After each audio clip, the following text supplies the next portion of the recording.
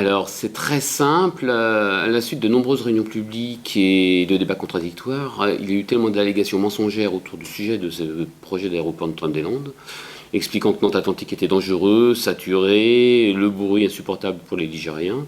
Tous les prétextes ont été avancés jusqu'au fait que nous, pilotes, larguions du carburant ou nous vidangions nos toilettes avant d'atterrir pour des raisons de sécurité. Il fallait s'alléger. C'était insupportable.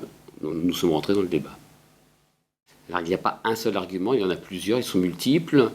Il n'y a ni saturation, ni danger, c'est avéré au regard des littératures qui sont certainement très techniques. Concernant le bruit, souvent mis en exergue depuis peu de temps, curieusement personne s'en était inquiété ces dernières années, c'est quelques mois maintenant le bruit devient insupportable. Le bruit qui est basé uniquement sur un fort ressenti, lorsque nous voyons les avions survoler le centre-ville de Nantes, on les entend, lorsque le ciel est nuageux, curieusement on ne les entend plus. C'est un ressenti très particulier. L'aéroport est perfectible. Un aéroport de cette classe n'a jamais évolué depuis 10 ans, alors que tous les autres aéroports de France, eux, se sont performés, améliorés, les aérogares, les pistes. Et pour peu que l'autorité ou le gestionnaire s'accorde les moyens nécessaires, on peut améliorer les trajectoires liées au survol, la précision de ces trajectoires, réduire significativement le bruit autour de la ville et améliorer la fluidité sur cet aéroport. Alors, on continuera, on s'y emploiera, et on tentera de continuer à expliquer aux Ligériens pourquoi Nantes Atlantique a encore un formidable devenir.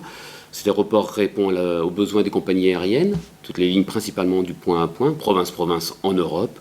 On n'imagine pas du transcontinental, d'ailleurs aucune compagnie aérienne ne réclame un nouvel aéroport dans l'Ouest pour faire des lignes transcontinentales. Et le transport aérien étant à la merci d'un tas d'événements planétaires, géopolitiques, le cours du pétrole, un incident ici ou là, on ne peut pas prédire du devenir du transport aérien dans les 10, 20, 30 prochaines années. Nantes est là, c'est un très bon outil, ça peut fonctionner encore donc très très longtemps. On a démontré techniquement qu'on pouvait améliorer cet aéroport. Il n'y a pas de raison que ça change demain.